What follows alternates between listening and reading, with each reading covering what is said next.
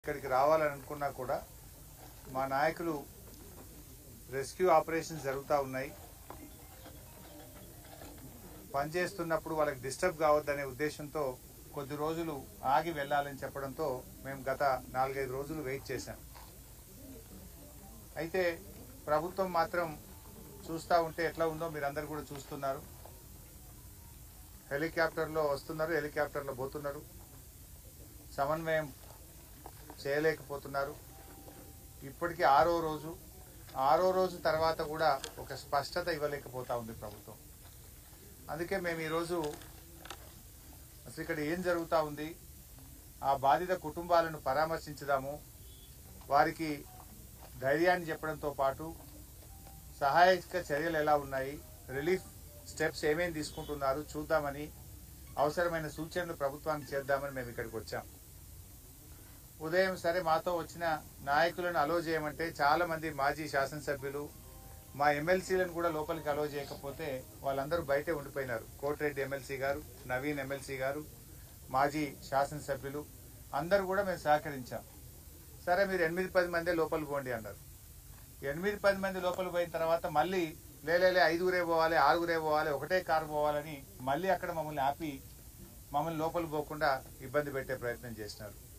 Media నిన్నటిదాకా మీరు లోపల ఉన్నారు సెట్ కింద, ఇవాళ మేము వస్తున్నామని మిమ్మల్ని కూడా బయటకు గంటేసినట్టున్నారు. అంతేనా? బయటకు పంపించిన మీడియాను కూడా ఇవాళ బయటకు పంపించిన పరిస్థితి ఉంది. అంటే ఈ రకంగా కుటుంబ సభ్యుల్ని మేము కలుద్దాం అనుకుంటే వాళ్ళను కూడా కలవనీయకుండా ఇవాళ కుటుంబ సభ్యుల నుంచి కూడా ఇక్కడ నుంచి పంపించి వేసి దాచిపెట్టిన పరిస్థితి కనబడతా ఉంది. ఎందుకు అంత భయం? ఇవాళ ఒక ప్రతిపక్షం వస్తే ప్రధాన ప్రతిపక్షంగా బాధ్యతాయుతంగా మేము ఆ కుటుంబాలను ఓదార్చాలని, వారికి ధైర్యం చెప్పాలని, మాకు తోచిన సూచనలు ప్రభుత్వానికి ఇవ్వడానికి వస్తే ఎందుకు ఈ రకంగా మమ్మల్ని అడ్డుకునే ప్రయత్నం చేస్తున్నారో ఆ కుటుంబ సభ్యుల్ని దాచిపెట్టే ప్రయత్నం చేస్తున్నారు. ఇవాళకి 6వ రోజు మేము లోపలికి వెళ్ళి ఎన్డీఆర్ఎఫ్ టీంతో కలిసాం. సరే నేను ఎన్డీఆర్ఎఫ్ సిబ్బందిని మనస్ఫూర్తిగా అభినందిస్తున్నా. వాళ్ళు చెప్పారు చివరి పాయింట్ వరకు మేము ఆల్మోస్ట్ 10 మీటర్స్లో చివరి పాయింట్లో 1.2 మీటర్స్ మాత్రమే స్పేస్ ఉంది, అక్కడి వరకు కూడా పాక్కుంటూ వెళ్ళి చూసాం, అక్కడ ఆక్సిజన్ లేదు, అక్కడి వరకు కూడా వెళ్ళి వచ్చామని చెప్పి ఎన్డీఆర్ఎఫ్ బృందం మాకు ఎక్స్ప్లెయిన్ చేసినది. వారి ప్రయత్నాన్ని నేను తప్పకుండా అభినందిస్తా ఉన్నా. అయితే అక్కడ అర్థమైంది ఏంటంటే, నేను చాలా మందిని కలిసాను. రైల్వే టీం ఉంది అక్కడ, సింగరేణి టీం ఉంది అక్కడ. అసలు మొత్తంగా చూస్తూ ఉంటే గత 5-6 రోజుల నుంచి వివిధ బృందాల మధ్య ప్రభుత్వం సమన్వయం సాధించడంలో పూర్తిగా ఫెయిల్ అయింది.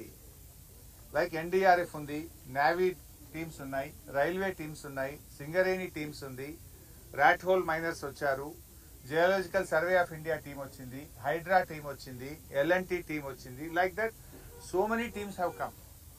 ఇంతమంది మధ్యలో అసలు ఎవరు ఏం పని చేయాలి, హౌ టు గో ఫార్వర్డ్ అనే విషయంలో డైరెక్షన్ లెస్ లో ఉన్నారు అందరు. ఒక స్పష్టమైన డైరెక్షన్ లేదు. 6 రోజుల వరకు డైరెక్షన్ ఇవ్వకుండా ప్రభుత్వం ఉంటుందండి? 6 రోజుల వరకు కూడా మీరు డైరెక్షన్ ఇవ్వకపోతే లోపల ఉన్న వాళ్ళ ప్రాణాలు ఏమైతాయి? అసలు ఏ రకంగా ముందుకు పోవాలని నిర్ణయం తీసుకోవడానికి 6 రోజులు పట్టదా? ఇదేమన్నా టూరిస్ట్ ప్లేసా? మంత్రులు పొద్దుగాలు వస్తారు, సాయంత్రం పోతున్నారు, సాయంత్రం వస్తారు, పొద్దుగాలు పోతున్నారు హెలికాప్టర్ వేసుకొని.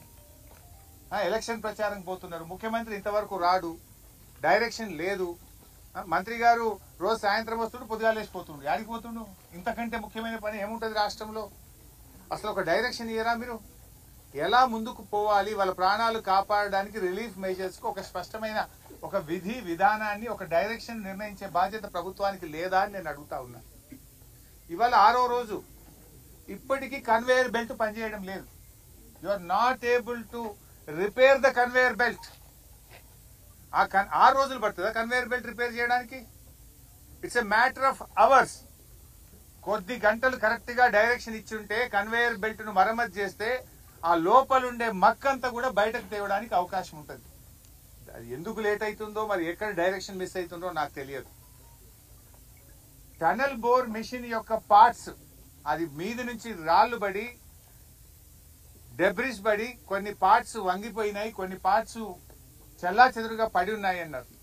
అవి కట్ చేసి తీస్తే కానీ లోపల నుంచి మక్కు కానీ అక్కడ ఉన్న బురదను బయటకు తేవడానికి అవకాశం లేదు. అది కట్ చేయాలన్నా వద్దా అని నిర్ణయించడానికి 4 రోజులు 5 రోజులు తీసుకున్నారు. మరి 5 రోజుల లోపల ఉన్న వాళ్ళ ప్రాణాలు ఏం కావాలి?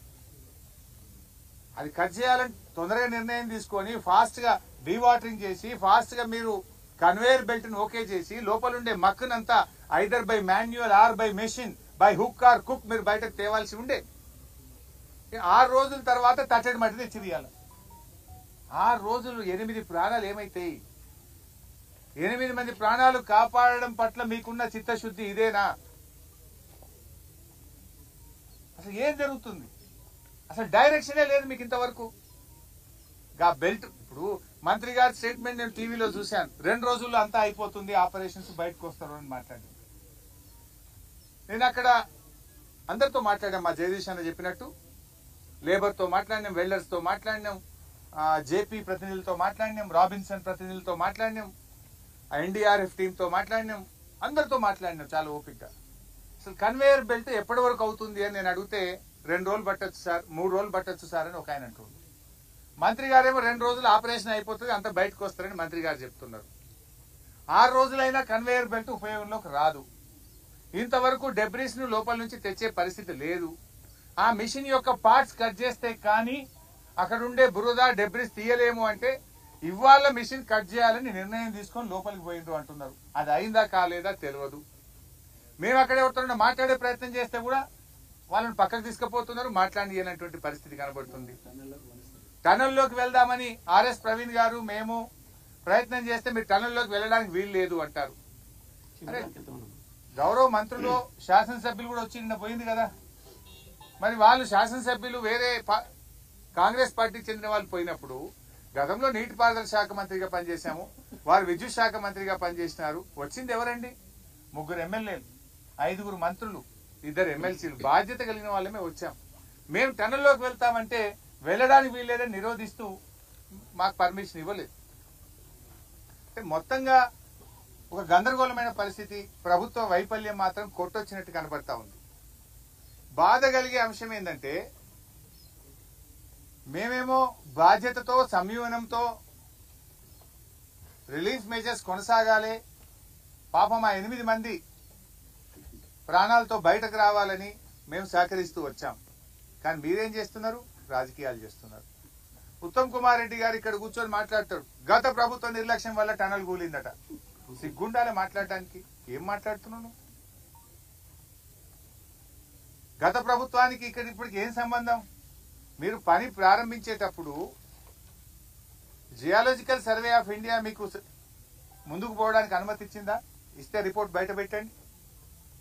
లేదు, national institute of rock mechanics వాళ్ళని పిలిచి మీరు వాళ్ళ యొక్క ఒపీనియన్ తీసుకొని ఇక్కడ ఒక వ్యాలీ ఉంది, ముందుకు పోవచ్చా, పోతే ఎలాంటి జాగ్రత్తలు తీసుకొని ముందుకు పోవాలో పర్మిషన్ అడగాలి. అడిగారా? ఉంటే రిపోర్ట్ బయట పెట్టండి. ఆదరబాదరగా ఆగమాగం చేసి ఇలా ప్రాణాలు బలిగొన్నారు, ప్రాజెక్టు కుప్పగూలిపోయే పరిస్థితి తెచ్చినారు.